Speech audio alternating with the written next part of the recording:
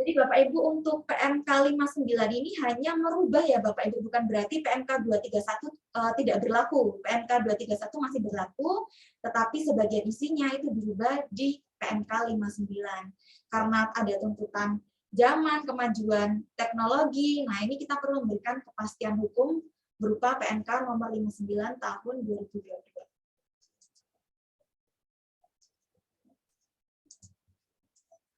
Nah, apa sih latar belakangnya kenapa diterbitkan PMK ini? Yang pertama ini, perlunya dukungan pemerintah dalam meningkatkan penggunaan produk dalam negeri serta mewujudkan pengadaan langsung instansi pemerintah yang transparan dan efisien melalui sistem informasi pengadaan pemerintah. Nah, Bapak Ibu mungkin sudah pernah mengalaminya di instansi masing-masing. Kalau pengadaan zaman sekarang ini sudah, mungkin beberapa masih ada yang manual, tetapi sekarang beberapa itu sudah melalui e-procurement, sudah memakai teknologi, juga pembeliannya melalui e-katalog atau melalui toko daring. Nah, di sini ini pemerintah tuh perlu memberikan dukungan, karena jangan sampai kita ini dituntut untuk menggunakan teknologi berupa sistem informasi pengadaan pemerintah, tapi dari segi perpajakannya ini kita masih ketinggalan zaman. Nah, oleh karena itu kita memberikan kepastian hukum berupa penerbitan PMK 59 tahun 2022. Nah, tujuannya apa? Yang pertama, yang pasti itu adalah kepastian hukum dalam pelaksanaan hak dan pemenuhan kewajiban perpajakan. Karena mungkin kita bertanya-tanya, kalau sekarang pakai sistem informasi pengadaan, gimana ya? Apakah sama seperti yang dulu? Nah, kalau masih pakai PMK 231 itu kan mungkin belum akomodir mengenai sistem informasi pengadaan pemerintah, masih pengadaan berupa kartu kredit, tapi belum ada yang e-procurement dan lain-lain sebagainya. Terus kemudian untuk memberikan kemudahan perpajakan dalam pembayaran atas belanja barang jasa pemerintah yang dilakukan menggunakan kartu kredit pemerintah. Jadi sebelumnya yang diatur perpajakannya itu hanya kartu kredit pemerintah bagi instansi pemerintah pusat. Tetapi untuk instansi pemerintah daerah dan instansi pemerintah desa itu masih belum diatur. Sehingga kita tambahkan pengaturannya untuk penggunaan kartu kredit pemerintah bagi instansi pemerintah daerah dan juga instansi pemerintah desa. Lalu yang terakhir adalah untuk mendukung gerakan nasional non-tunai. Jadi nggak hanya anak muda aja yang sekarang yang cashless. Nah, tapi pemerintah ini mendukung pemerintah pusat, pemerintah daerah, dan desa ini agar bisa cashless. Nah, kalau nggak didukung dengan peraturan perpajakan kan sama saja ya. Makanya kita terbitkan PMK 59 ini untuk mendukung gerakan nasional non-tunai. Nah, sekarang apa sih pokok pengaturannya? Sebenarnya PMK 59 itu intinya mengubah apa sih? Nah, yang diubah di PMK 59 sebenarnya itu ada dua pokok pengaturan. Yang diubah itu adalah berupa mengatur pengecualian, pemotongan, dan atau pemungutan pajak oleh instansi pemerintah untuk transaksi yang dilakukan melalui sistem informasi pengadaan pemerintah. Jadi sebelumnya di PMK 231 itu masih belum diatur mengenai sistem informasi pengadaan pemerintah. Juga belum diatur mengenai pengecualian-pengecualiannya. Kemudian diatur juga perlakuan pemungutan pajak untuk transaksi yang menggunakan kartu kredit pemerintah bagi pemerintah daerah dan pemerintah desa menjadi sama dengan perlakuan untuk transaksi yang menggunakan kartu kredit pemerintah pusat. Jadi yang sebelumnya kita hanya mengatur kartu kredit instansi pemerintah pusat, sekarang pemerintah daerah dan pemerintah desa itu kita samakan seperti instansi pemerintah pusat. Jadi itu ya Bapak Ibu dua pokoknya. Jadi kalau misal Bapak Ibu kira-kira nanti bingung apa sih perbedaannya PMK 231 dengan PMK 59, sebenarnya masih sama, cuma ada ditambahkan dan dikurangkan yang intinya adalah mengenai sistem informasi pengadaan pemerintah dan juga kartu kredit bagi pemerintah daerah dan pemerintah desa. Begitu.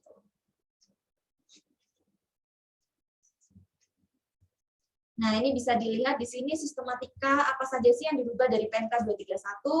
Nah, ini banyak, ada 13. Ini mungkin nanti saya skip aja, saya bagi nanti PPT-nya, Bapak Ibu bisa membaca sendiri, dibandingkan ya antara PMK 231, PMK 59, pasal per pasal yang berubah itu apa.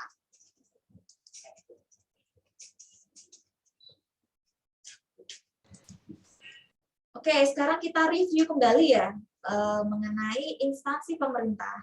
Apa sih instansi pemerintah itu? Nah, menurut Pasal 1 angka 18 PMK nomor 59 PMK 03 2022. Nah, instansi pemerintah itu bisa instansi pemerintah pusat, instansi pemerintah daerah, dan instansi pemerintah desa yang melaksanakan kegiatan pemerintahan serta memiliki kewenangan dan tanggung jawab penggunaan anggaran. Nah, ini kita garis bawahi di sini, tanggung jawab penggunaan anggaran. Tanggung jawab penggunaan anggaran itu berupa penyelenggaraan akuntansi dan menyusun laporan keuangan sesuai standar akuntansi pemerintah. Atau paling gampangnya adalah yang memiliki DIPA sendiri atau DPA. Makanya di tahun 2020 kemarin kita melakukan penerbitan NPWP instansi pemerintah secara jabatan. Ada juga bendara-bendara yang dulu banyak sekali terus kemudian dilebur jadi satu instansi pemerintah pusat. Contohnya SD. SD dulu ada sendiri bendara BOS SDA, bendahara pengeluaran SDA, terus kemudian setelah dilebur menjadi satu instansi pemerintah pusat, yaitu Dinas Pendidikan dan Kebudayaan, seperti itu.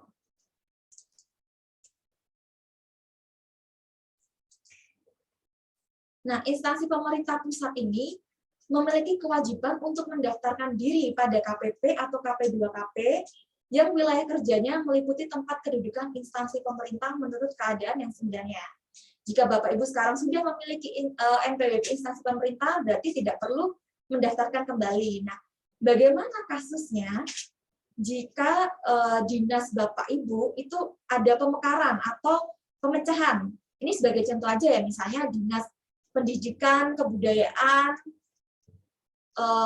dan Dikti, mungkin awalnya jadi satu, terus kemudian dipecah jadi untuk pendidikan sendiri, kebudayaan sendiri.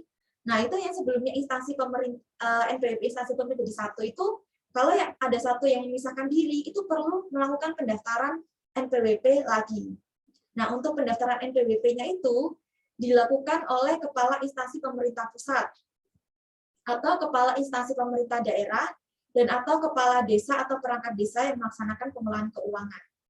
Nah, ini nanti akan diberikan NPWP yang tempat kedudukannya itu tidak ada NPWP cabang. Nah, NPWP-nya nanti ini bisa digunakan oleh pengguna anggaran, kuasa pengguna anggaran, TPSPM, bendahara, atau KUR keuangannya.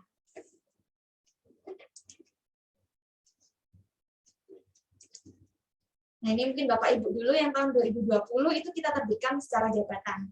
Nanti DJP juga bisa menerbitkan secara jabatan jika ada instansi pemerintah baru.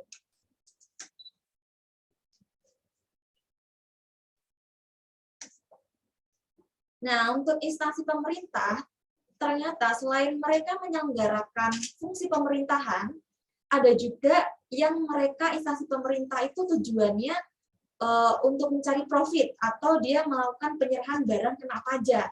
Nah, khusus untuk instansi pemerintahan yang melakukan penyerahan barang kena pajak atau jasa kena pajak, kecuali pengusaha kecil, itu wajib melaporkan usahanya untuk dilakukan sebagai PKP. Nah, pengusaha kecil itu apa sih? Pengusaha kecil itu yang omsetnya masih di bawah 4,8 miliar. Jadi untuk instansi pemerintah yang omsetnya di atas 4,8 miliar itu sudah wajib untuk melaporkan usahanya untuk dilakukan sebagai PKP. Nanti kalau misalnya sudah dilakukan sebagai PKP, itu bisa datang ke KPP untuk diterbitkan sertifikat elektronik. Nah, bagaimana kasusnya jika tempat kedudukan dan tempat kegiatan usaha instansi pemerintah itu tidak berada di wilayah kerja KPP yang sama? Sebagai contoh misalnya UB atau UB sebelum menjadi PTNBH ya, misalnya UB dulu ada cabang di Kediri atau di kota mana, nah itu kan tempat kegiatan usahanya kan di luar dari kantor kedudukan UB. Nah, untuk PKP-nya itu tetap diberikan di pusatnya, yaitu di Malang.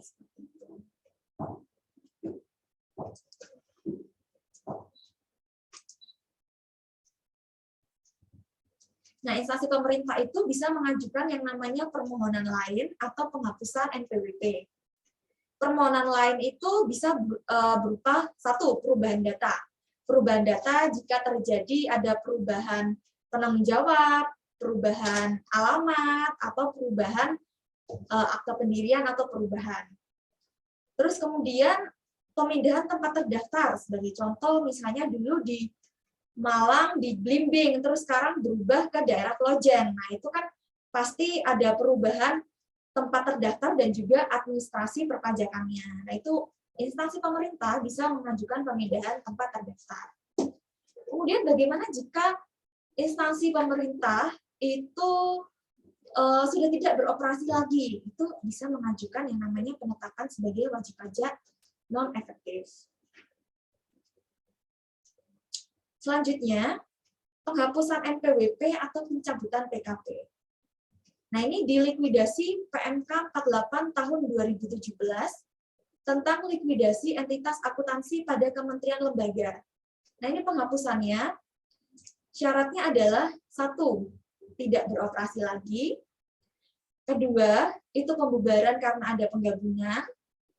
Ketiga, tidak mendapat alokasi anggaran. Dan keempat, karena ada sebab lain. Nah, ini bisa diajukan penghapusan NPWP atau pencabutan PKP.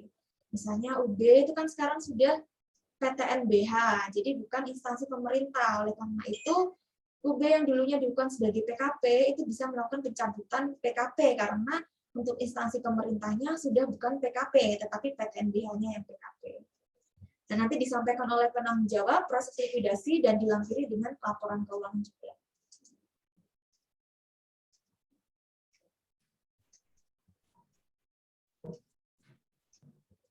Untuk instansi pemerintah, seperti yang kita tahu ini memiliki kewajiban pemotongan dan pemungutan. Bapak Ibu mungkin sudah familiar ya, sudah sering, saya yakin sudah jago semuanya terkait pemotongan dan pemungutan pajak ini. Yang seperti kita tahu untuk pemungutan dan pemotongan dan pemungutan pajak oleh instansi pemerintah itu ada pasal 4 ayat 2 PPh final, contohnya jasa konstruksi. Kemudian kalau misalnya dia menggunakan skema PP 23 yang 0,5%. Kemudian pasal 22 jika ada pembelian barang. Kemudian pasal 15 ini mungkin agak jarang ya karena ini mengatur mengenai pelayaran dan penerbangan. Pasal 23 untuk jasa yang dilakukan oleh badan. Pasal 21 ini kalau motong gaji, motong THR, bukan THR yang dipotong ya, PPh-nya atas THR. Kemudian pasal 26 jika ada transaksi dengan wajib pajak luar negeri. Nah, ini selain memotong, Bapak Ibu jangan lupa ini kebanyakan banyak yang lupa ini saking rajinnya, saking semangatnya menyetorkan pajak, kadang lupa melakukan pemotongan, melakukan pembuatan bukti potong. Jadi sudah dipotong pajaknya tapi lupa dibuatkan bukti potong. Nah, bukti potong ini dapat berupa bukti penerimaan negara, bukti potong pungut sesuai ketentuan perpajakan, contohnya kalau Bapak Ibu membuat bukti potong di EDUPOT 23 atau EDUPOT unifikasi. Kemudian dokumen tertentu yang dipersamakan dengan bukti potong PPh sebagai contoh kalau beli sesuatu dari marketplace atau sistem informasi pengadaan pemerintah. Ini kan fakturnya itu bisa dipersamakan sebagai bukti potong PPh. Ini penting ya Bapak Ibu ya, jangan sampai lupa. Nah, ini kita review nih apa aja sih perubahan di masing-masing PPh. Yang pertama di PPh pasal 4 ayat 2 di PMK 231 dan PMK 59 ini ada penambahan dan ada pengubahan dan penambahan pengecualian pemotongan PPh pasal 4 ayat 2 oleh instansi pemerintah. Jadi perubahannya ada yang namanya redaksional dan juga penambahan informasi. Nah, perubahan redaksional itu tujuannya adalah kalau sebelumnya Bapak Ibu baca bahasa undang-undang itu kan kadang orang bilang jelimet, bulet, intinya itu apa gitu. Nah, sekarang itu beberapa kita hapus atau kita ubah redaksionalnya supaya mudah dimengerti oleh wajib pajak. Nah, untuk perubahan di pasal 4 ayat 2-nya ini bisa dilihat sebagai berikut. Untuk huruf A-nya itu ada yang dihapus ya. Jadi sebenarnya itu cuma diganti aja pasalnya. Nah, huruf A-nya ini berupa pembayaran atau pengakuan utang persewaan tanah dan atau bangunan kepada penyedia jasa pelayanan penginapan beserta akomodasinya. Jadi ini perubahannya hanya menghapus ayat kemudian dipindah ke ayat yang lain. Nah, kemudian di pasal 4 ayat 2 ini kalau PMK 231 masih belum mengatur mengenai pengecualian pemotongan PPh pasal 4 ayat 2 atas transaksi melalui sistem informasi pengadaan. Nah, di PMK 59 ini ditambahkan ada pengecualian pemotongan PPh pasal 4 ayat 2 jika transaksinya dilakukan melalui sistem informasi pengadaan pemerintah. Nah, Bapak Ibu kan biasanya ini misalnya transaksi dengan PTA, terus kemudian karena memiliki esker, Bapak Ibu potong PPh final yang 0,6%, betul kan? Itu kodenya 4128423 ya. Nah, dengan adanya sistem informasi pengadaan pemerintah, itu pihak lain atau marketplace-nya itu ditunjuk sebagai pemungut. Jadi yang akhirnya Bapak Ibu yang sebelumnya melakukan pemotongan PPh pasal 4 ayat 2 itu tidak perlu melakukan pemotongan PPh pasal 4 ayat 2. Tapi itu sudah dipungut oleh pihak lain dalam sistem informasi pengadaan.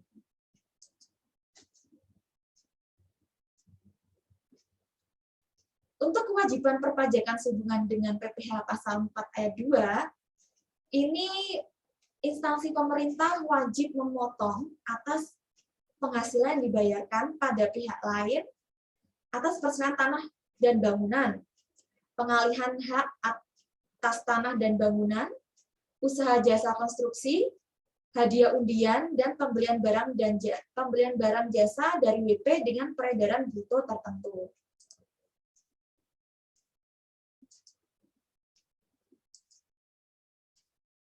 Nah, ini tidak dilakukan pemotongan jika ada pengalihan tanah dan bangunan oleh orang pribadi yang penghasilannya di bawah PTKP dan nilai pengalihannya itu kurang dari 60 juta. Nah, ini sebenarnya wajib pajak bisa mengajukan SKB PPh atas pengalihan di bawah 60 juta.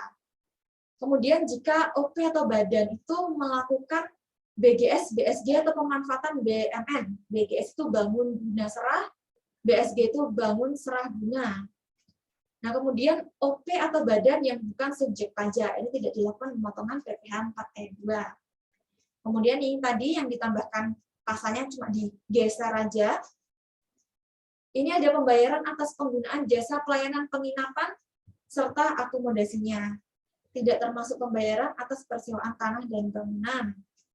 Nah, ini yang diatur di PMK 59, di mana pembayaran dengan mekanisme uang persediaan atas transaksi sebagaimana dimaksud pada pasal 9 ayat 1, PMK 59 PMK 03 yang dilakukan melalui pihak lain dalam sistem informasi pengadaan yang telah dipungut PPh pasal 22. Jadi jika ada transaksi seperti ini, terus kemudian itu dilakukan melalui sistem informasi pengadaan, itu sudah dipungut PPh pasal 22 oleh pihak lain atau marketplace-nya. Jadi Bapak Ibu tidak perlu memotong yang PP 23 ini.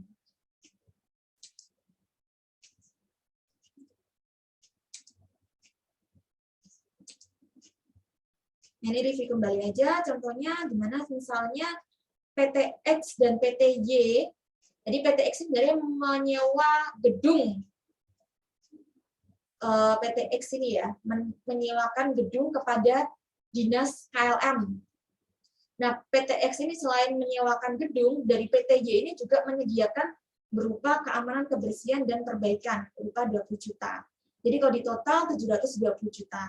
Nah, ini Dinas KLM-nya itu akhirnya harus memotong PPh pasal 4 ayat 2 10% dari nilai 720 juta. Kalau sudah dipotong, jangan lupa dibuatkan bukti potong, kemudian disetor atas nama rekanan.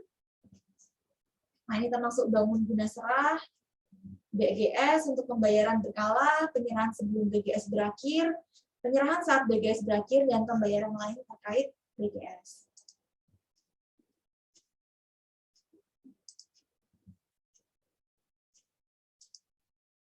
Nah, ini contohnya jika ada wajib pajak yang melakukan pengalihan tanah atau gampangnya jual beli tanah atau bangunan kepada dinas. Nah, ini untuk dinasnya memotong 0% untuk pemerintahan. Kalau itu untuk pemerintahan 1% jika itu berupa rumah sederhana atau rumah susun sederhana. Kemudian 2,5% jika lainnya. Untuk nilai pengalihannya sendiri adalah nilai menurut pejabat berwenang, nilai menurut risal malang, nilai yang seharusnya diterima dan nilai yang sesungguhnya diterima, atau juga bisa melalui harga pasar. Semisal wajib pajak itu menunjukkan fotokopi SKB, atau tadi misalnya dia di bawah 60 juta, dia menunjukkan SKB, berarti nanti tidak dipotong PPh 4R2 oleh pemerintah.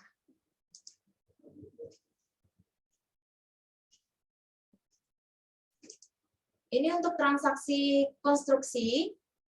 Nah, jika misalnya dari PT JKP ini menyediakan jasa konstruksi sebagai pemenang tender proyek konstruksi Dinas KLM, nah ini nanti dari Dinas itu akan memotong PPh-nya sesuai dengan kualifikasi dari wajib pajak tersebut. Nah, ini Bapak Ibu perlu diperhatikan, kalau untuk jasa konstruksi itu ada perubahan tarif ya. Perubahan tarifnya itu seperti apa? Nah, ini. Perubahan tarif PPh usaha jasa konstruksi berlaku mulai 21 Februari 2022. Nah, ini Bapak Ibu jangan sampai lupa, karena kemarin sempat ada wajib pajak itu yang konsultasi, ketika mereka menghitung konstruksinya dengan tarif baru, itu ada perbedaan dengan yang dipotong oleh bendahara. Jadi bendahara masih menggunakan tarif lama, sedangkan seharusnya sudah menggunakan tarif baru. Jadi ini perlu diperhatikan juga untuk perubahan tarif PPh usaha jasa konstruksi ini berlakunya mulai 21 Februari.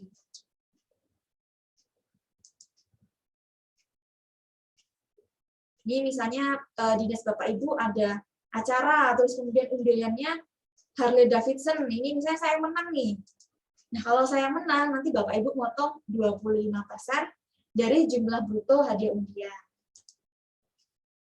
Kemudian jangan lupa kalau saya sudah dipotong, dibuatkan bukti potong juga. Jadi kita tahu, oh ternyata saya menang undian, saya dipotong pajak. Oh, saya bangga membayar pajak seperti itu. Nah, kalau misalnya nggak dipotong, ujung-ujung sudah disuruh bayar aja pajaknya yang 25%. Nah, ini kan kadang wajib pajak nggak tahu. Jadi inilah pentingnya membuat bukti potong. Kemudian untuk nama di surat setoran pajaknya itu harus disetor atas nama dinas.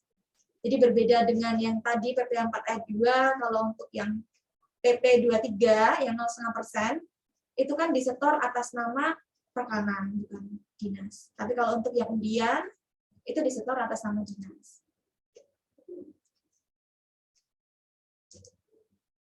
Kalau yang ini mungkin sering ya Bapak Ibu, jika semisal dinas melakukan pengadaan alat tulis kantor, misalnya beli pensil, spidol, pulpen dari toko atau PT apa gitu. Nah, ini kan seharusnya kalau misalnya transaksinya di atas 2 juta, itu kan perlu dipotong PPh 22, 1,5%. Nah, ini kalau misalnya dari wajib pajak memiliki SKED PP 23, nah ini perlu diperhatikan, jika ada SKED PP 23, bendahara itu tidak perlu memotong PPh 22 1,5%, tetapi memotong PPh final 0,5%. Nah, gimana jika kebalikannya? Semisal wajib pajak tidak bisa menunjukkan adanya SKED PPh 23, berarti wajib dipotong 1,5%. Selain dipotong 1,5%, nanti wajib pajak juga menyetorkan sendiri 0,5% ini. Ini nanti juga setorannya atas nama rekanan ya Bapak Ibu. Nama wajib pajaknya di sini rekanan, nanti kalau di kode billing tetap penyetornya bendahara instansi pemerintah, tetapi nama wajib pajaknya atas nama rekanan. Ini untuk yang PPh pasal 15, tadi yang mengenai pelayaran dan juga penerbangan. Ini perubahannya hanya ada di yang tadi itu, yang mengenai pemotongan PPh pasal 15 atas transaksi melalui sistem informasi pengadaan pemerintah. Di mana di sini ditambahkan pengecualiannya sama seperti yang di PPh pasal 4R2 tadi. Ini saya skip aja ya, soalnya agak jarang juga. Oke, sekilas saja untuk wajib pajak pelayaran dalam negeri, jika melakukan penyerahan jasa pelayaran dari Indonesia ke Indonesia atau Indonesia ke luar negeri, kemudian dari luar negeri ke Indonesia, atau hanya di luar negeri saja, itu dikenakan PPh final 1,2%. Nah, kemudian jika wajib pajak penerbangan dalam negeri, misalnya charter, khusus untuk charter, dia melayani penerbangan dari Indonesia ke Indonesia atau khusus untuk Indonesia aja, atau yang terbang ke luar negeri. Ini dikenakan PPh tidak final 1,8%. Nah, ini WP penerbangan pelayaran luar negeri. Jika rutenya Indonesia-Indonesia atau Indonesia luar negeri, itu dikenakan PPh final 2,64%. Nah, nanti disetor atas nama dinas, kemudian rekanan juga mendapatkan bukti potong. Nah, ini PPh pasal 21 yang paling sering dilakukan oleh instansi pemerintah selain PPh final yang 0,5%. Jadi perubahannya, kalau untuk PP pasal 21, itu di huruf A dan B, huruf A dan B ini hanya perbaikan redaksional saja. Jadi yang sebelumnya kata-katanya jelimet itu dipersingkat menjadi pembayaran kepada WP yang memiliki menyerahkan fotokopi surat keterangan. Karena di peraturan sebelumnya itu ditambah kata-kata yang bikin susah untuk dipahami. Nah, di huruf B juga sama, itu kita memperbaiki redaksionalnya agar mudah dipahami. Terus kemudian untuk yang huruf C, ini sama seperti yang lainnya, juga kita menambahkan pengecualian pemotongan PPh pasal 21 atas transaksi yang melalui sistem informasi pengadaan pemerintah.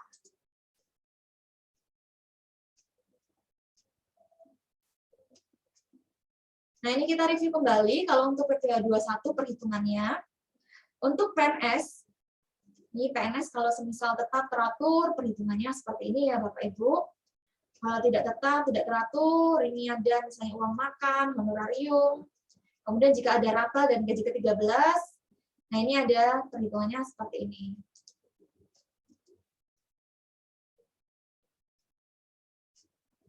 Nah, untuk honorer, kalau semisal penghasilannya tetap teratur, perhitungannya hampir sama seperti PNS tadi ya. Terus kemudian jika honorer tersebut mengikuti kegiatan, itu penghasilannya dari bruto, PPh-nya. PPh-nya dari bruto dikalikan tarif pasal 17. Kemudian jika ada yang tidak tetap, tidak teratur, yang sebelumnya kalau honorarium dan apa, kalau dari PNS itu kan dia ditambahkan, tapi kalau honorer itu dijumlah dengan penghasilan tetap teratur. Nah, ini sebenarnya yang poin pentingnya yang dimaksud di PMK 59. Kalau ini masih sama, 231 dan 59 ini tidak berubah ya, Bapak Ibu. Tetapi untuk usaha, jadi ada pengecualian di sini. Kalau sebelumnya Bapak Ibu dari dinas, ada penyerahan Bapak Ibu dari dinas menggunakan jasa orang pribadi ya. Sebagai contoh, misalnya harus bersihin AC nih, yang bersihkan Pak A gitu. Nah, Pak A ini ternyata memiliki SK PP 23. Nah, jika Pak A ini memiliki SK PP 23, maka Pak A ini sebenarnya cukup membayar PPh final 0,5% saja yang dipotong oleh dinas. Tetapi jika Pak A ini tidak memiliki SK PP 23, maka dinas itu melakukan pemotongan PPh pasal 21. Jadi jangan sampai tertukar dengan PPh pasal 23 ya. Ini saya yakin sering tertukar ini. Jasa kebanyakan dari dinas itu mengira jasa itu pasti PPh 23. Padahal perlu kita teliti dulu kalau untuk jasa yang diterima oleh orang, jasa yang dilakukan oleh orang pribadi itu dipotong PPh 21 kecuali PPh-nya itu diatur oleh PPh 23. Tetapi kalau jasa yang dilakukan oleh badan itu otomatis pasti PPh 23.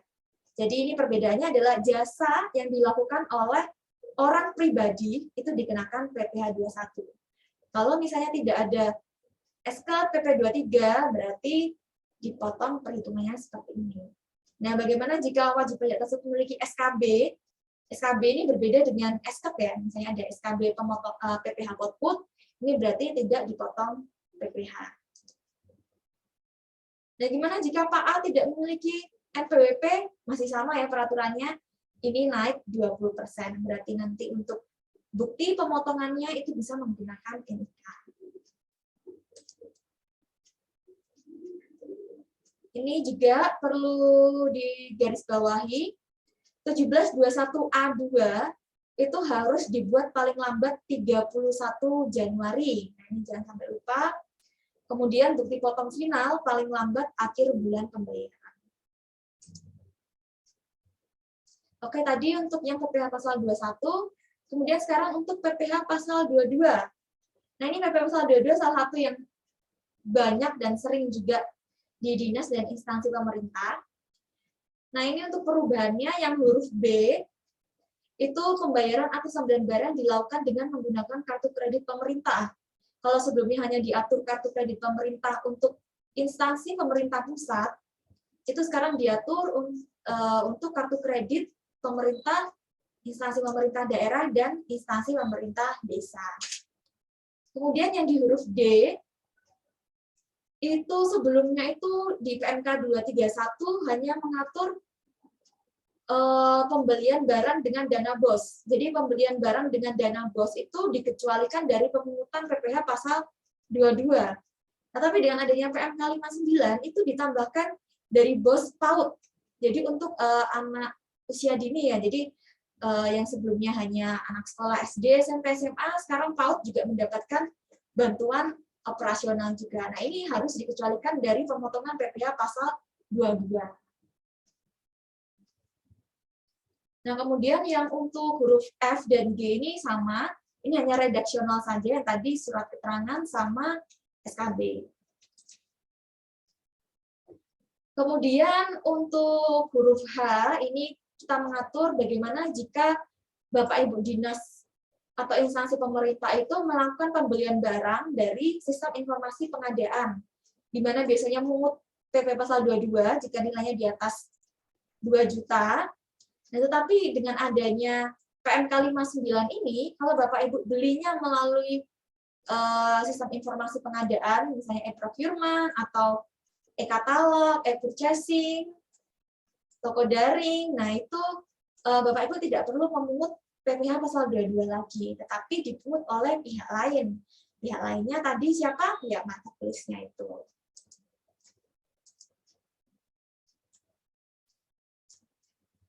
Nah, ini direview lagi untuk kewajiban PPh pasal 22. Pemungutan PPh sehubungan dengan pembayaran atas pembelian barang. Jadi PPh 22 ini barang. PPh 23 jasa oleh badan. PPh 21 jasa orang pribadi dan juga gaji. Jadi jangan sampai tertukar. Ada yang 23 atas jasa ya, penyerahan jasa masih dipungut PPh 22. Padahal seharusnya dipungut PPh 23. Nah, untuk pemungutan PPh 22 itu tidak dilakukan pemungutan atas, ya, seperti yang kita tahu, pembayaran yang jumlahnya paling banyak 2 juta, tidak termasuk PPN, dan bukan merupakan pembayaran yang dipecah-pecah. Jadi misalnya beli alat tulis dari toko B, itu cuma 1.500.000 karena belinya dikit, dan itu belum termasuk PPN ya. Nah, itu tidak dikenakan PPh pasal 22. Terus kemudian jika belinya menggunakan kartu kredit pemerintah, itu tidak perlu memungut PPh pasal 22. Kemudian pembelian BBM, BBG, Pelumas, Benda Pos, air dan listrik. Kemudian pembelian barang menggunakan dana BOS, BOK PAUD, dan BOK pendidikan lainnya. Pembelian gabah dan atau beras. Pembayaran kepada rekanan pemerintah yang memiliki esket. Yang esket tidak dipotong PPh pasal 22. Kemudian pembelian barang dari WP yang memiliki dan atau menyerahkan fotokopi SKB.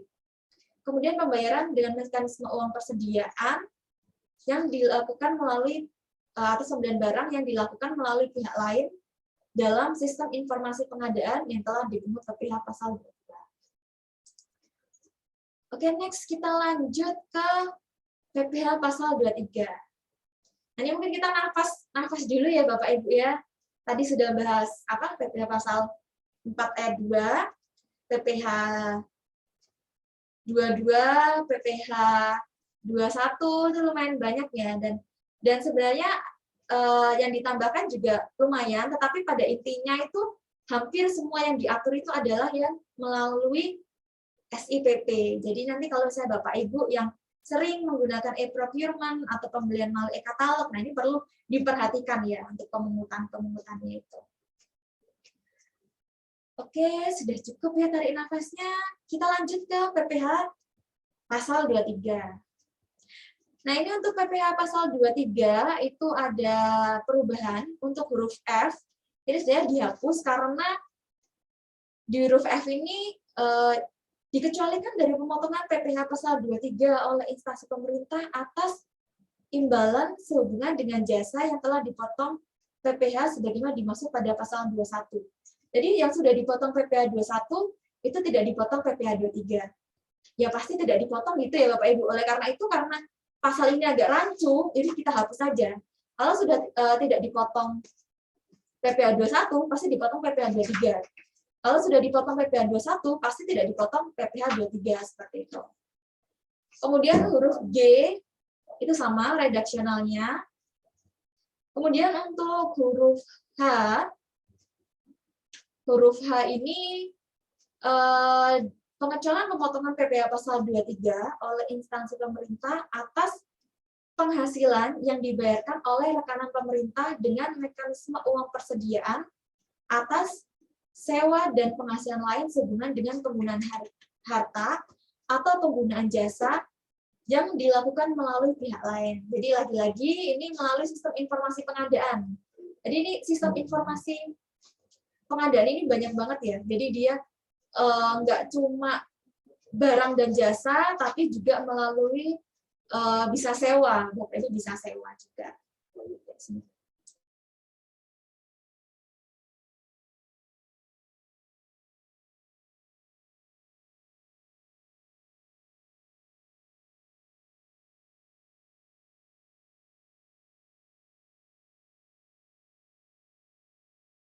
Sebentar ya Bapak Ibu, mungkin kita istirahat 5 menit sebentar karena ini ada sedikit kendala.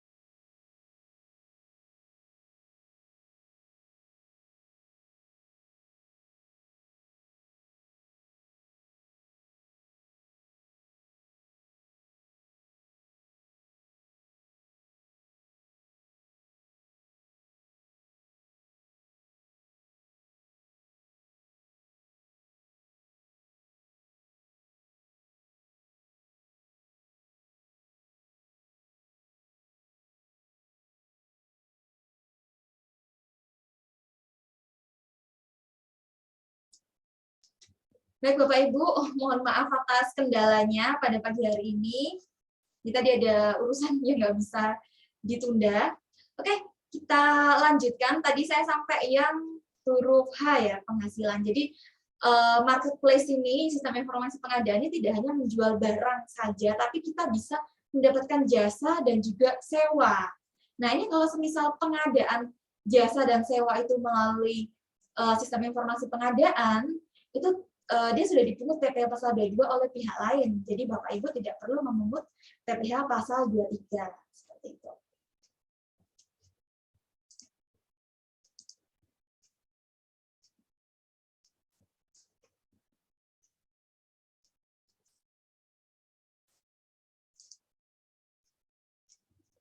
Nah, ini untuk PPh pasal 23 pada umumnya.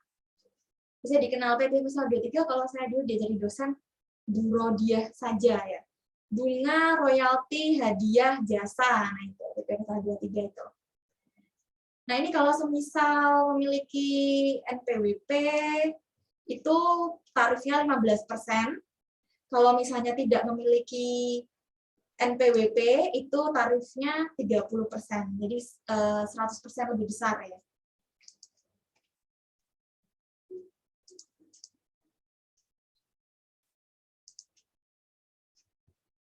Nah, ini untuk sewa dan jasa ini tarifnya 2%, Bapak Ibu. Kalau misalnya tidak memiliki NPWP, maka tarifnya 100% lebih besar menjadi 4%. Nah, ini tidak dilakukan pemotongan atas transaksi-transaksi sebagaimana dimaksud sebagai berikut. Ini sama ya seperti yang saya jelaskan tadi.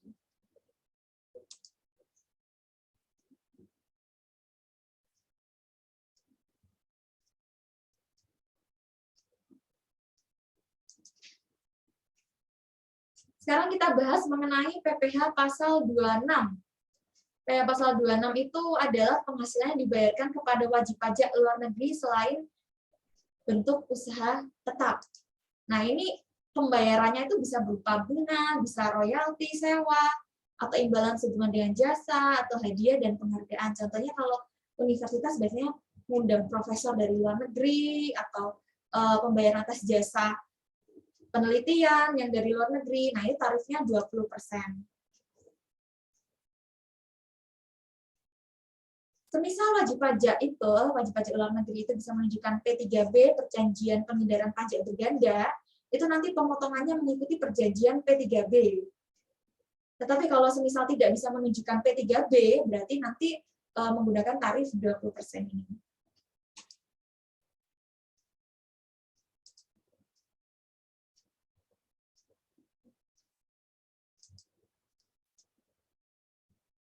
Oke, sekarang ini untuk kewajiban PPh. Potong pajaknya buat bukti potongnya.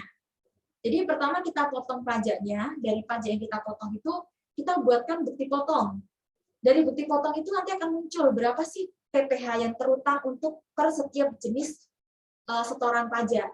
Nah, kemudian nanti dari bukti pemotongan pajak itu, kita setorkan kepada negara.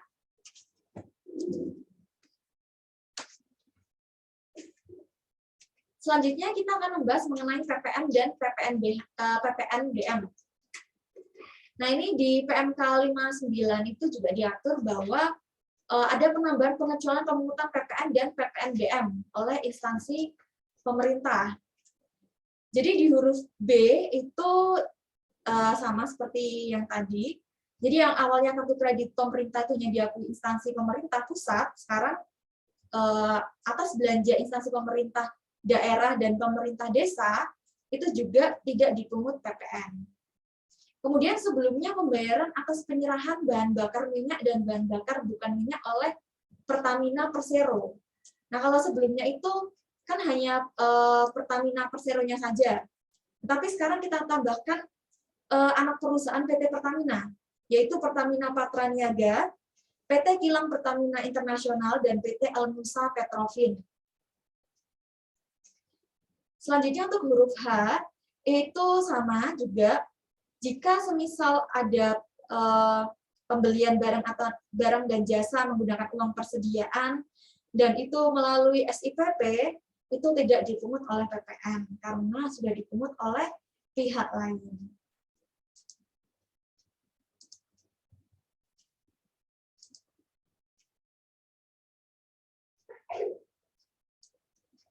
Nah, ini contohnya misalnya dari instansi pemerintah mau beli barang dan jasa.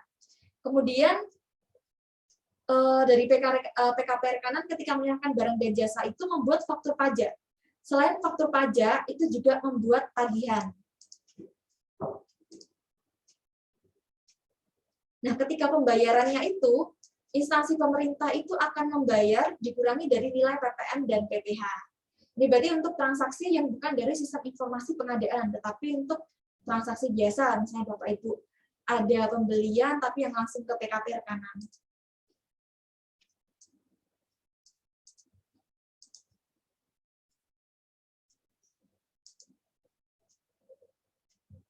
Nah, ini dijelaskan kembali, tidak dipungut PPN atas transaksi sama seperti PPh-2. Semisal itu pembayarannya di bawah 2 juta dan bukan dipecah-pecah ya, itu tidak perlu dipungut PPN. Kemudian jika menggunakan kartu kredit pemerintah, itu tidak perlu dipungut PPN. Kemudian untuk pembayaran dalam rangka pengadaan tanah, itu dia kemungkinan masih 4A2, tapi PPN-nya tidak perlu dipungut. Kemudian pembelian BBM dan bahan bakar bukan minyak oleh PT Pertamina Persero dan anak usahanya, seperti tadi yang sudah saya sebutkan. Kemudian untuk penyerahan jasa telekomunikasi, jasa angkutan udara, dari PPN-nya tidak dipungut atau dibebaskan. Kemudian pembayaran dengan mekanisme uang persediaan yang dilakukan melalui pihak lain dalam sistem informasi pengadaan.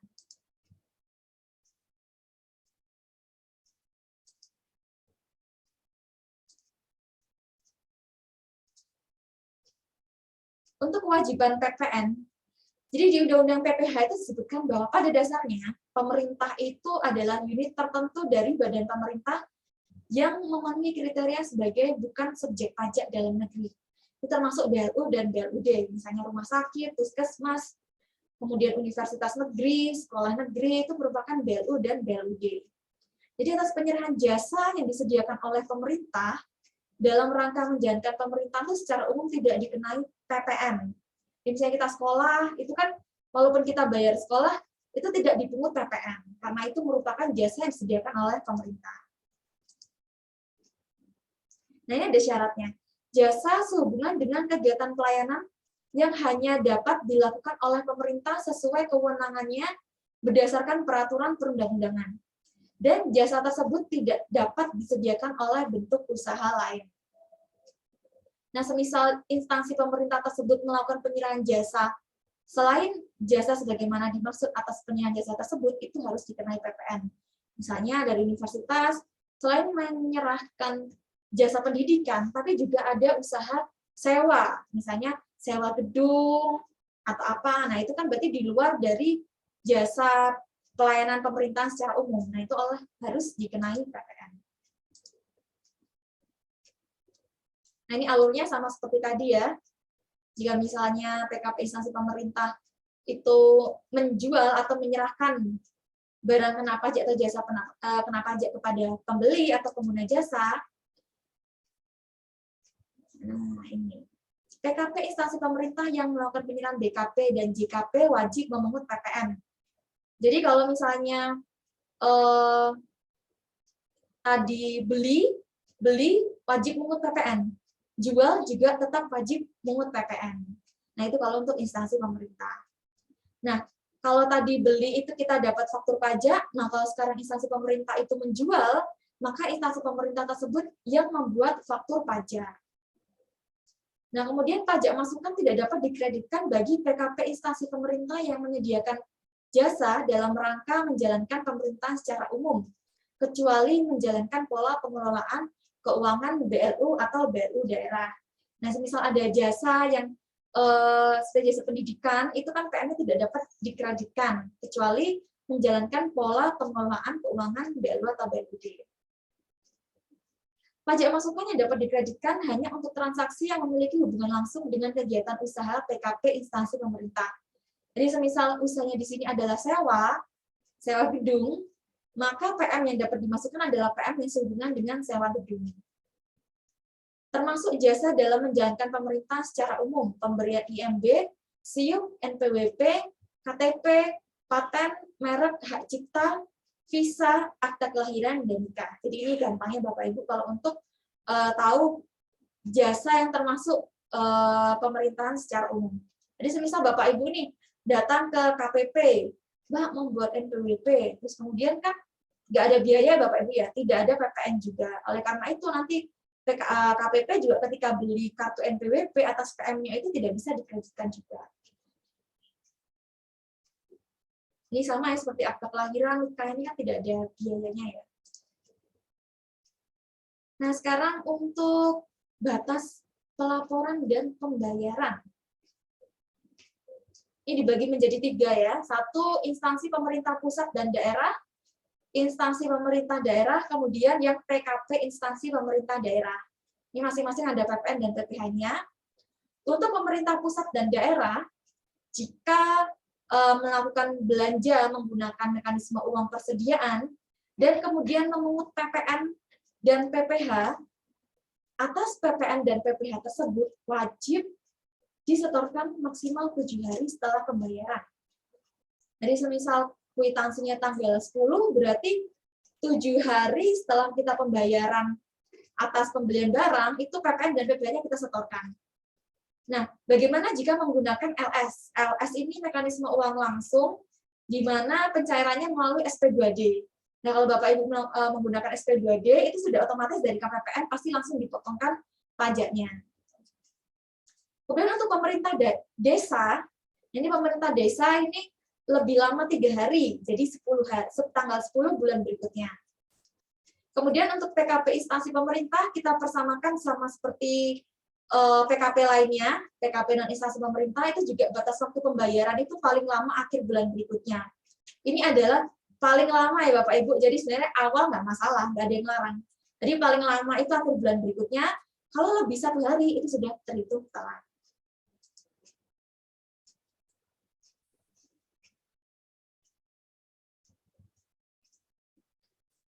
Nah sekarang untuk batas pelaporannya, untuk PPh pasal 21 itu tanggal 20 bulan berikutnya. Nah, ini penting sekali Bapak Ibu, jangan lupa selain memotong PPh 21 dari karyawan, juga wajib melaporkan SPT masa PPh pasal 21. Nah, ini SPT PPh pasal 21 kalau untuk instansi pemerintah ini kan sudah jadi satu dengan di e-Bupot unifikasi instansi pemerintah. Nah, ini jangan lupa kalau melaporkan SPT 21 sekalian melaporkan SPT unifikasi. Nah, SPT unifikasi ini kan yang terbaru Bapak Ibu ya, mulai dari tahun kemarin. Jadi ini sangat memudahkan sekali untuk instansi pemerintah yang sebelumnya harus lapor 4R2 sendiri, 22 sendiri, 23 sendiri, 4R2 sendiri. Nah, ini sekarang jadi satu yang namanya SPT unifikasi ditambah PPN Put. Nah, ini sama batasnya seperti PPh pasal 21 yaitu tanggal 20 bulan berikutnya. Jadi Bapak Ibu, kalau laporan SPT unifikasi, jangan lupa laporan juga SPT PPh pasal 21. Karena kalau misalnya lapornya tanggal 21, itu hitungannya terlambat, nanti kena denda 100.000 per bulan. Kemudian jika instansi pemerintah tersebut merupakan PKP, itu akhir bulan berikutnya, sama seperti batas penyetoran PPN. Jadi diingat-ingat saja kalau sudah setor langsung lapor, nggak usah nunggu sampai akhir bulan berikutnya, karena akhir bulan berikutnya seringnya banyak yang akses. Biasa ya kalau kita kan paling suka kalau deadline ya, katanya lebih bikin deg-degan, lebih seru gitu. Seru terus kemudian nanti takutnya kena SPP Bapak Ibu. Jadi jangan lupa kalau untuk PKP instansi pemerintah itu dilaporkan dan disetor akhir bulan berikutnya. Ini maksimal. Nah, kita sekarang coba masuk ke studi kasus. Tadi kan sudah teori, sekarang kita coba kalau misalnya studi kasus seperti ini, bagaimana penyelesaiannya. Nah, ini contohnya instansi pemerintah Z. Itu dia menyewa ruangan untuk kegiatan BIMTEK Bendahara di gedung milik PTY sebesar 50 juta.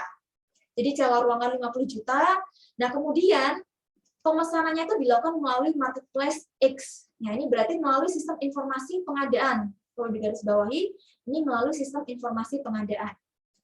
Pembayaran dilakukan oleh instansi Z dengan menggunakan uang persediaan. Bagaimana pemotongan dan atau pemungutan PPh atas transaksi tersebut?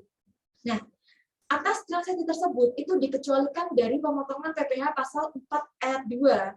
Karena atas PPh-nya, PPh pasal 22, sudah dipotong oleh marketplace. Jadi ini meringankan beban Bapak Ibu, karena tidak perlu memotong PPh pasal 4 ayat 2. Dengan catatan, ini dengan catatan ya Bapak Ibu ya, dengan catatan bahwa ini melalui sistem informasi pengadaan. Jadi jangan tertukar ya, nanti kalau misalnya sewa ruangan, dikiranya semua nggak dipotong. Nah, ini hanya untuk yang sistem informasi pengadaan pemerintah. Oke, lanjut. Nah, ini transaksinya semisal PT ingin maju, WAPU. WAPU ini adalah wajib pungut. Jadi bisa kita asumsikan bahwa PT ingin maju di sini adalah instansi pemerintah, PKP ya. Itu menerima tagihan dari PT Untung Berkah. Untung Berkah ini non-WAPU, berarti non-wajib pungut. Atas pekerjaan pembangunan gedung kantor, ini sertifikasinya menengah, itu sebesar 132 juta. 132 juta ini sudah termasuk PPN. Dan diterima pada tanggal 15 Februari. Berarti tagihannya, fakturnya ini tanggal 15 Februari. Nah, atas tagihan tersebut sampai dengan tanggal 1 April belum dibayar. Bagaimana perhitungan PPh dan PPN-nya? Nah, berarti di sini ada beberapa poin. faktur pajaknya diterbitkan pada tanggal 15 Februari. Tapi sampai dengan tanggal 1 April itu masih belum dilakukan pembayaran oleh PT Ingin Maju. Nah, ini jawabannya. Atas pembayaran kontrak usaha jasa konstruksi yang tagihannya sudah dibuat tanggal 21 Februari 2022 atau sebelum PP 9 tahun 2022 berlaku, tetapi sampai dengan tanggal 1 April belum dilakukan pembayaran, nah ini perhitungannya seperti ini Bapak Ibu. Jadi dia sampai dengan tanggal 1 April itu belum dilakukan pembayaran, padahal untuk PP 9 tahun 2022 ini berlakunya mulai tanggal 21 Februari. Nah, apakah kita ngikutin tanggal fakturnya ataukah bagaimana? Nah, ini contoh jawabannya. Kita lihat tagihannya 132 sama 132 juta, kemudian PPN-nya juga 10%. Tadi ya, PPN 10% yaitu 12 juta, neto tagihan 120 juta. Tadi ini asumsinya DPP-nya itu 120 juta ya, 120 juta tambah untuk PPN 12 juta jadi 132 juta. Nah, kalau misalnya dia bayar nih, dia bayar sebelum tanggal 1 April, itu PPh-nya sebesar 3%. Tarif PPh jasa konstruksinya. Tetapi jika sampai dengan tanggal 1 April itu belum dilakukan pembayaran, atau pembayarannya itu melebihi tanggal 1 April, nah ini tarif PPh-nya jadi 2,65%.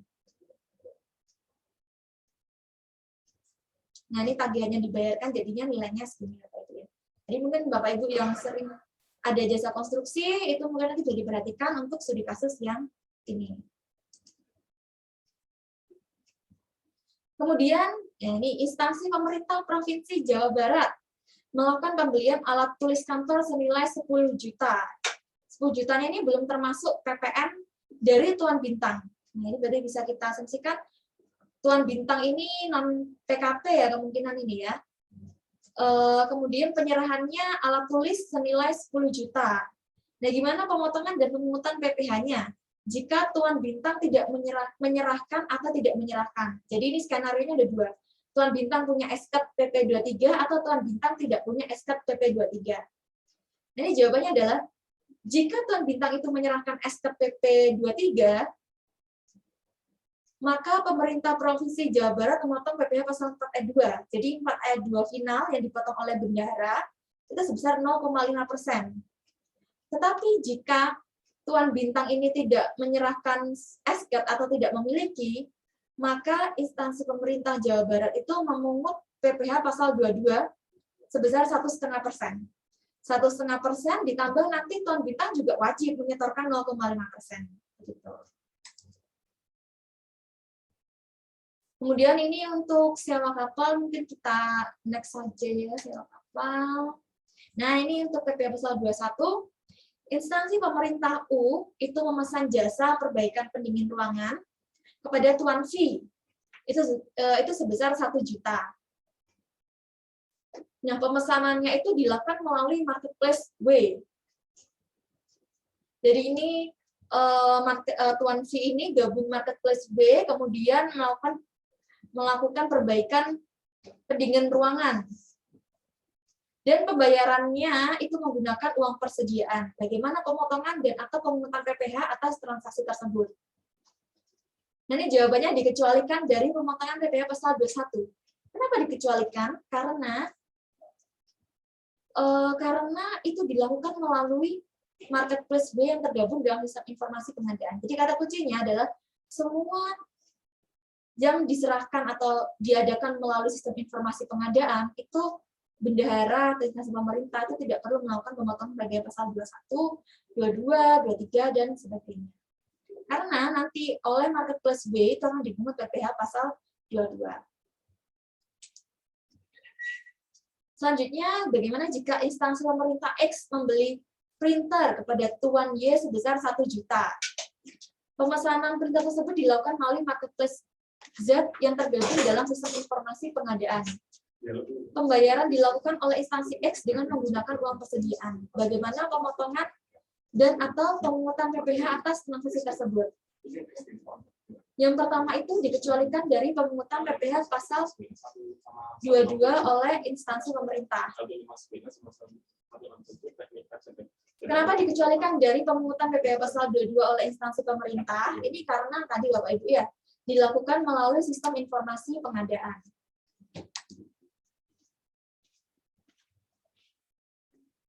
Ya, yang ini untuk transaksi PPh pasal 23 itu ada pemerintah X membuat kontrak jasa pengolahan limbah dengan PT Y. Kalau jasa diserahkan oleh PT itu berarti PPh pasal 23. Ini senilai 100 juta. Bagaimana pemotongan dan atau pemungutan PPh atas transaksi pembayaran kontrak tersebut? Jawabannya adalah PPh yang dipotong itu sebesar 2% dikalikan 100 juta atau 2 juta. Loh, enggak kok beda sama yang tadi kok banyak yang nggak dipotong, kok sekarang ini dipotong. Nah, kalau yang tadi itu karena melalui sistem informasi pengadaan pemerintah. Dan di sini kasusnya adalah tidak melalui pengadaan atau sistem informasi pengadaan pemerintah, tapi bisa aja melalui pengadaan manual yang bukan melalui e-procurement. Akhirnya bendahara tetap wajib memotong PPh pasal 23 dan membuatkan bukti potong PPh pasal 23. Nah, ini Mrs. Utada Hikaru yang terkenal lagunya First Love ini ya. Ini warga negara Jepang dan merupakan seorang artis terkenal di negaranya. Instansi pemerintah Z membuat kontrak untuk melakukan promosi budaya Indonesia di Jepang dengan nilai sebesar 100 juta. Nah, bagaimana pemotongannya? Ini semisal Miss Utada Hikaru ini tidak memiliki P3B, maka PPh 26 yang disetor oleh instansi pemerintah adalah 20%. Tetapi jika semisal Miss Utada Hikaru ini memiliki surat keterangan domisili atau P3B, maka nanti untuk pemotongan pemungutannya sesuai dengan diatur dalam P3B-nya. Nah, ini nomor 9, instansi pemerintah U membeli barang kena pajak berupa pendingin ruangan dari PTL sebesar 10 juta. Transaksi tersebut dilakukan melalui marketplace W yang tergabung dalam sistem informasi pengadaan. Pembayaran dilakukan oleh instansi U dengan menggunakan uang persediaan. Bagaimana pemungutan PPN atas transaksi tersebut? Nah, ini pemungutannya dikecualikan dari pemotongan PPN atau PPNBM. Kenapa? Balik lagi, karena tadi melalui sistem informasi pengadaan. Ini katakanlah kalau misalnya tidak melalui sistem informasi pengadaan, maka tetap dipotong PPN 10%. Oke, ini nomor 10, BLUA telah digunakan sebagai PKP instansi pemerintah. Karena di samping menyediakan jasa dalam rangka menjalankan pemerintahan secara umum, BLUA juga melakukan penyerahan jasa kena pajak berupa penyewaan gedung. Berarti yang jasa dalam rangka menjalankan pemerintahan secara umum kan tidak memungut PPN.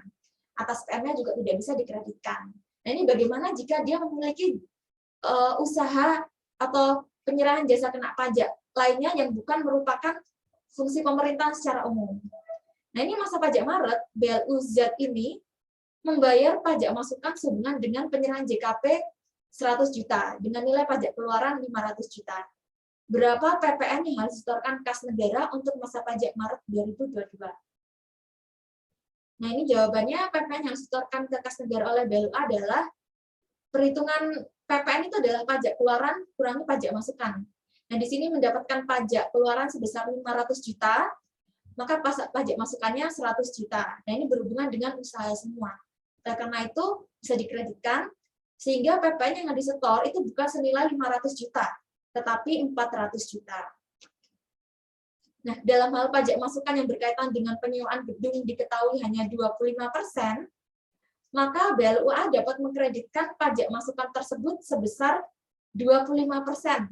Jadi semisal mendapatkan PM-nya, tapi PM-nya 100 juta, ini ternyata 100 juta itu ada 75%-nya untuk jasa pemerintah secara umum. Yang untuk penyewaan gedung itu hanya 25%, maka yang dapat dikreditkan adalah hanya 25%-nya. Sehingga disetor itu adalah 500 juta dikurangi 25 juta. 475 juta. Baik Bapak Ibu, itu mungkin dari saya panjang lebar tadi yang bisa saya rangkum adalah yang harus menjadi fokus di dalam PMK 59 ini adalah transaksi-transaksi yang ada di sistem informasi pengadaan pemerintah terus kartu kredit pemerintah yang dulu hanya kartu kredit pemerintah pusat, sekarang juga pemerintah daerah dan pemerintah desa. Nah, ini perlu diperhatikan jika transaksinya di situ, Bapak Ibu tidak perlu memungut PPh lagi, karena PPh-nya itu sudah dipotong oleh pihak lawan atau pihak lain, yaitu marketplace-nya. Nah, kemudian jika misalnya transaksinya nanti ternyata bukan melalui sistem informasi pengadaan pemerintah, nah Bapak Ibu tetap melakukan fungsi pemotongan dan pemotongan pajak seperti yang ada di PMK 231. Jadi pada umumnya seperti apa. Jadi Bapak Ibu mungkin itu yang dapat saya sampaikan, kurang lebihnya saya mohon maaf. Untuk selanjutnya saya akan buka sesi tanya jawab, tapi karena ada keterbatasan waktu, mungkin saya hanya akan membuka 3 pertanyaan saja.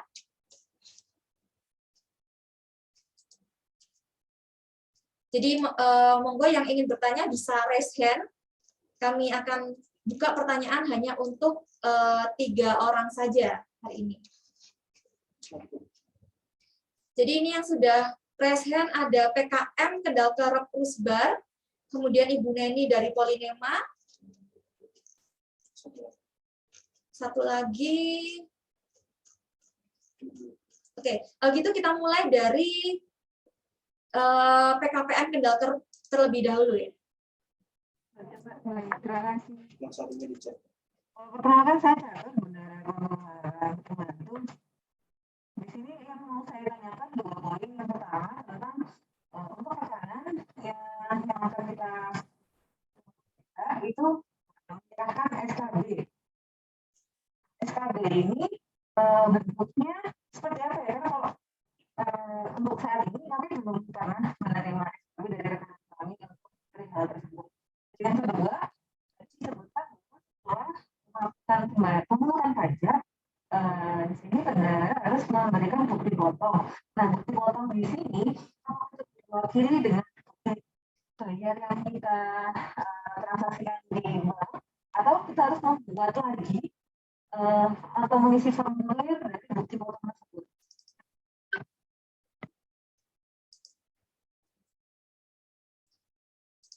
Oke, baik. Tadi dari Ibu mana, mohon maaf agak suaranya agak kurang keras tadi, putus-putus. Mungkin bisa diulangi satu-satu Ibu pertanyaannya. Yang satu tadi masalah esket ya? Iya, surat keterangan. Yang pertama surat keterangan dan yang kedua bukti potong. 2 hal itu.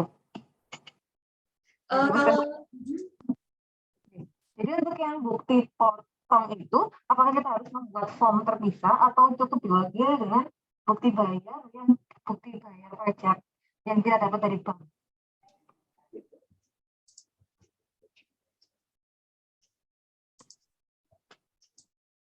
Sekian, terima kasih.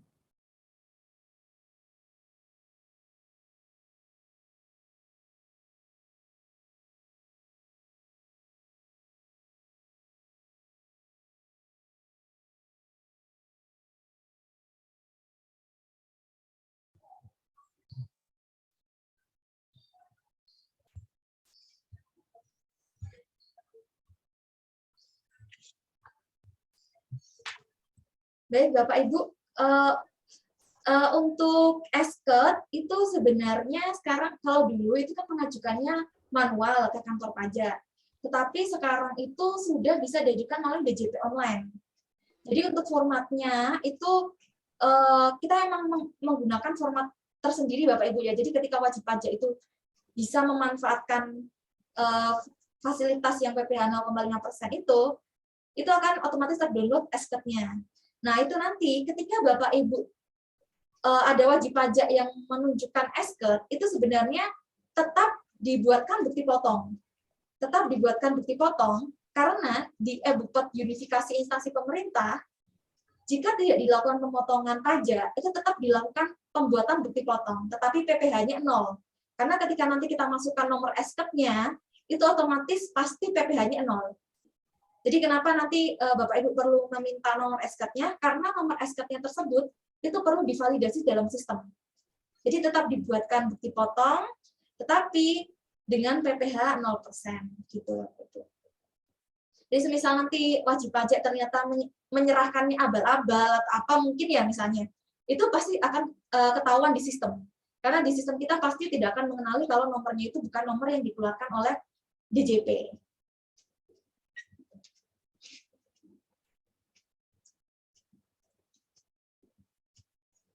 Yang kedua, udah kan? Bagaimana Ibu sudah cukup? Dari pendaftar tadi ya. Baik, mungkin nanti kalau ada contohnya atau formatnya dipotong bisa untuk format bukti potong, Ibu, sebenarnya kan Ibu tidak perlu mengisi secara manual, tetapi menggunakan aplikasi eBupot Unifikasi. Nanti akan saya bagi mungkin untuk manual eBupot Unifikasinya. Jadi nanti Ibu buat eBupot bukti potong unifikasi itu di aplikasi kami. Jadi nanti Ibu tidak perlu khawatir masalah format bukti potongnya, karena nanti ketika Ibu mengisi melalui eBupot Unifikasi, otomatis tuh dia akan menghasilkan bukti potong. Jadi Ibu tidak perlu mengisi secara manual. Nanti akan saya share PPT-nya berikut juga dengan nanti panduan mengenai eBupot Unifikasi. Jadi semisal Bapak Ibu di sini yang ternyata masih belum pernah membuat bukti potong melalui bukti potong unifikasi, nanti bisa dicoba menggunakan bukti potong unifikasi. Bagaimana Ibu, sudah cukup dari PKM Pendaftaran?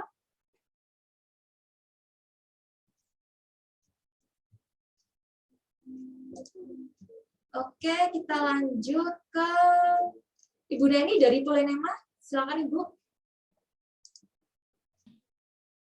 Ya, baik, terima kasih Mbak Ayu. Ini sebenarnya ada beberapa pertanyaan, tapi ini saya mencoba untuk merangkum yang utama aja. Nanti mungkin terkait ini mungkin saya mencoba untuk lebih konsultasi lebih personal ke Mbak Ayu dan tim dari KPP. Tapi yang pertama ini yang mau saya tanyakan terkait untuk kewajiban PKP, Mbak. Di sini kan ada tadi disebutkan untuk batasannya adalah di angka 4,8 M. Nah, di sini yang mau saya tanyakan, omset yang dimaksud di sini itu komponennya seperti apa? Apakah ini masuk dalam ranah tusi utama kita sebagai Kementerian Pendidikan? Di sini kan kita ada UKT dan sebagainya. Apakah di luar omset tersebut? Jadi saya pernah sempat menanyakan terkait ini, tapi kita memang belum mendapat jawaban atas ini kepada AR kami waktu itu. Jadi kita mungkin butuh kepastian terkait memperjelas terkait untuk komponen omset sendiri itu seperti apa. Lalu pertanyaan kedua, di sini kan sebenarnya tadi banyak sekali disinggung terkait sistem informasi pengadaan, di mana apabila ketika berbelanja menggunakan sistem melalui sistem informasi tersebut, ada banyak kewajiban pajak yang bisa dianulir di situnya, Mbak Ayu ya.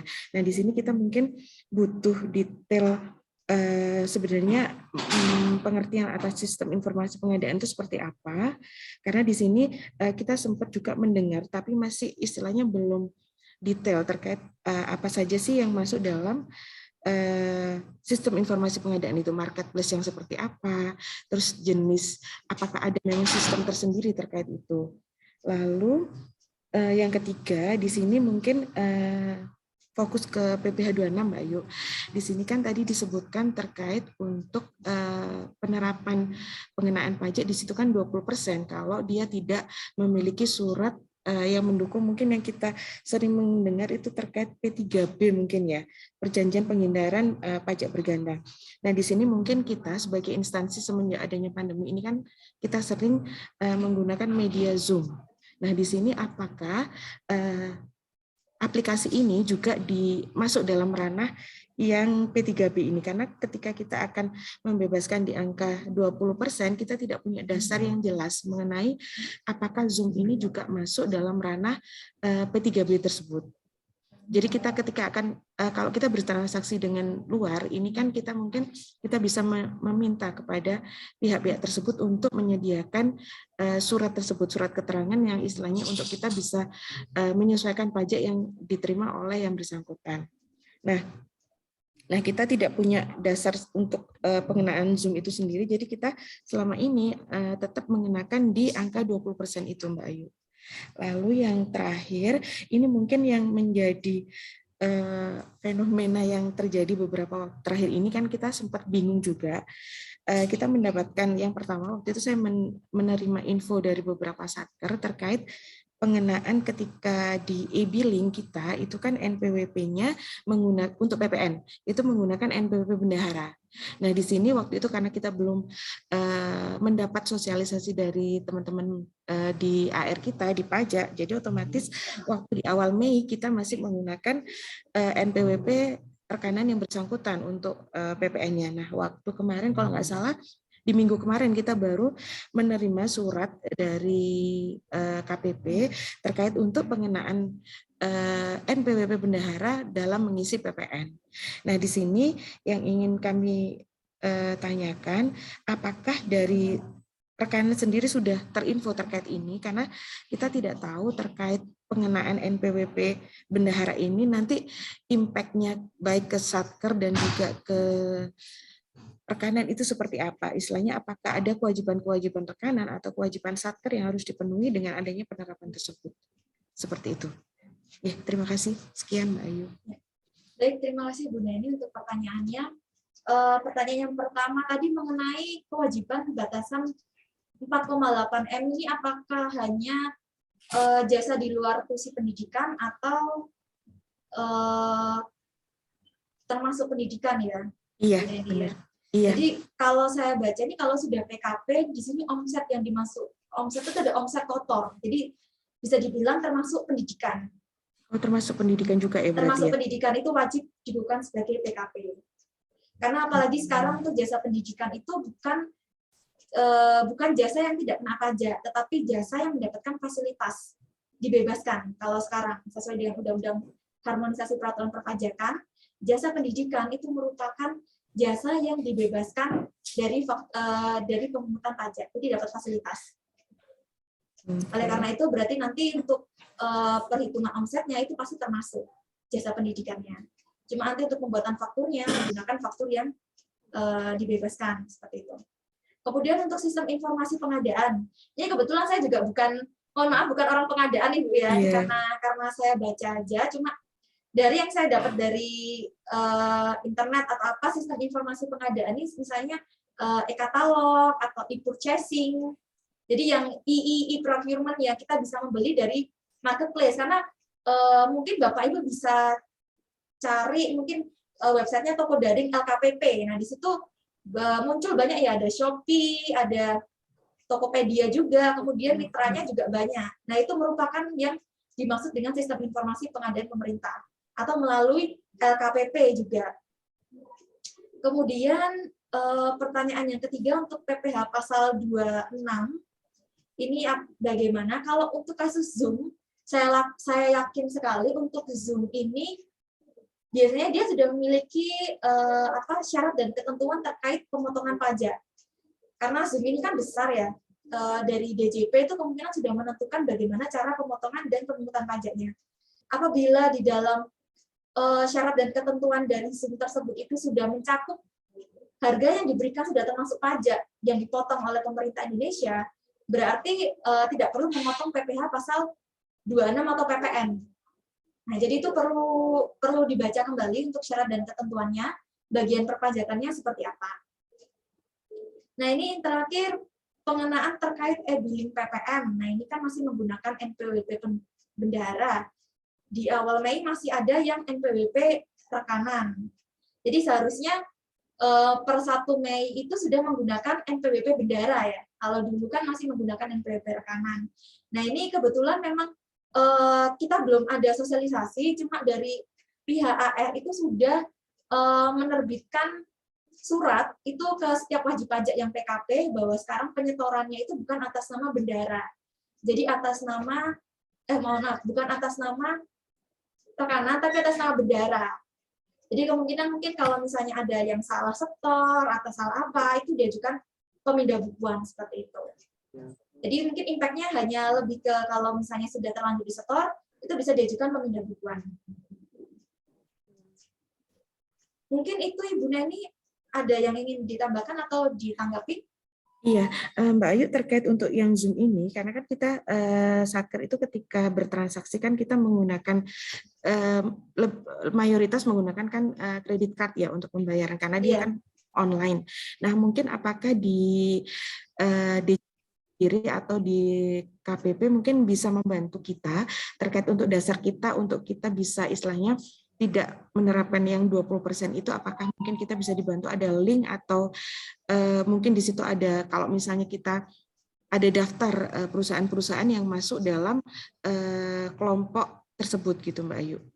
Nanti mungkin bisa WA ke helpdesk kami ya.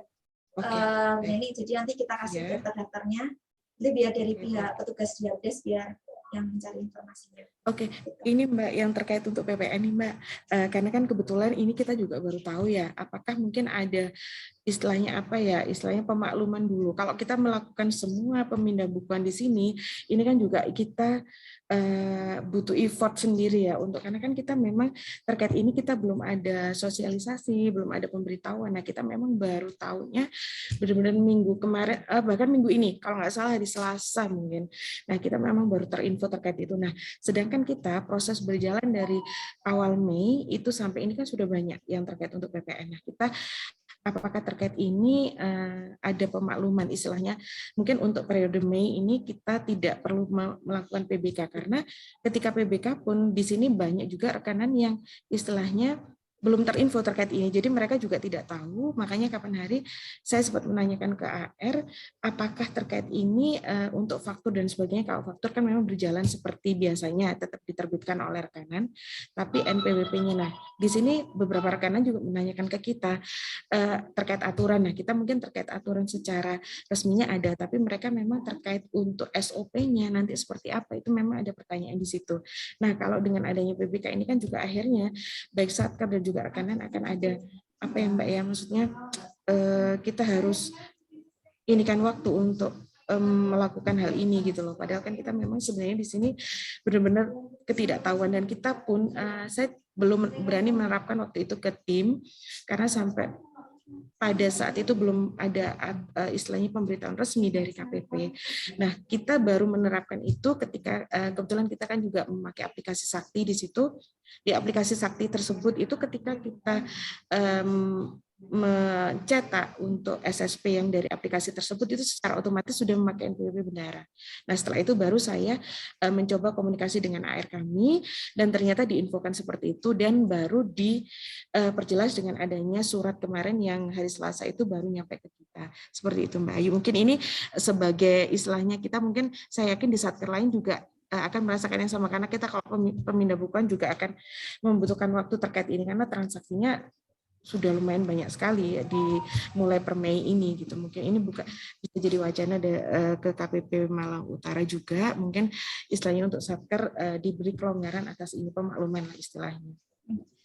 Kalau untuk itu terkait pengawasan itu memang itu hak prerogatif dari AR ya Bu Neni. Jadi memang kalau dari AR itu nanti bakal mengizinkan ya kami ikut gitu AR karena kalau dari kami penyuluh atau konsultasi dan pelayanan itu kami hanya memproses berkas. Jadi semisal nanti dari AR misalnya yang menginstruksikan untuk pemindah bukuannya seperti apa ya kan kami ikuti dari AR. Cuma kalau untuk kelonggaran dan apa itu memang haknya dari AR. Jadi kita nggak bisa memastikan apakah bisa diberi kelonggaran atau enggak karena memang untuk fungsi pengawasan itu ada di AR itu sendiri. Berarti kita nanti komunikasi dengan AR kita gitu. Iya. Jadi mungkin kalau dari kita hanya bisa di proses pemindahan bukuannya saja, jangka waktunya saja. Gitu. Oke, ya baik. Terima kasih ya Mbak. Terima kasih Bu Nini. Iya. Selanjutnya Ibu Fitria Akiriniati. Monggo silakan Ibu.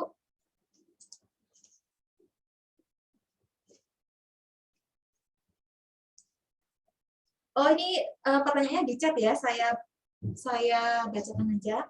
Kak mau tanya dan memastikan, berarti setiap pembelian di marketplace seperti e-katalog, Jatim, Bejo, instansi pemerintah dikecualikan dari pemungutan, walaupun itu PPN atau PPH. Iya, betul sekali Ibu Fitria. Jadi nanti akan saya share juga, ini sebenarnya kan materinya harusnya ada satu lagi PMK yang terkait, jadi PMK 58. PMK 58 itu mengatur mengenai penunjukan pihak lain sebagai pemungut PPN dan PPH. Cuma kalau saya jelaskan dalam satu penyuluhan, saya yakin ini nanti takutnya nggak semangat makan habis ini. Jadi nanti untuk materi PMK 58 akan saya share juga, jadi nanti Bapak Ibu bisa baca. Jadi di situ isinya bahwa kalau sekarang kalau misalnya sudah membeli melalui marketplace, itu DJP sudah menunjuk pihak lain sebagai pihak pemungut PPN dan juga PPh-nya. Jadi akan saya share semua, nanti saya share PMK 58, PMK 59, kemudian juga untuk manual dari EBUPOT unifikasi. Walaupun itu pembayaran LS ya Kak, bukan pakai uang persediaan. Pakai uang persediaan ya Bapak Ibu. Karena tadi saya bacakan itu kan di PMK 59 itu menggunakan uang persediaan, tidak diatur menggunakan LS. Jadi hanya untuk uang persediaan. Karena kalau melalui LS apa bisa ya pakai marketplace itu kayaknya saya juga kurang tahu juga sih, karena nanti mungkin bisa dikoordinasikan dengan operator saktinya apakah kalau pembelian melalui marketplace itu bisa menggunakan mekanisme LS itu. Baik Bapak Ibu, mungkin itu saja yang bisa saya sampaikan pada hari ini mengenai PMK 59. Semoga yang kita bahas pada hari ini itu mampu bermanfaat bagi Bapak Ibu semuanya. Dan juga mengucapkan terima kasih bagi Bapak Ibu yang sudah meluangkan waktu siangnya hari ini, bagi sekarang jam makan siang, untuk datang ke kelas pajak PMK 59 tahun 2022. Ya Bapak Ibu, semoga Bapak Ibu sehat terus, kita bisa bertemu di kelas pajak selanjutnya. Kurang lebihnya saya mohon maaf, saya undur diri. Wassalamualaikum warahmatullahi wabarakatuh.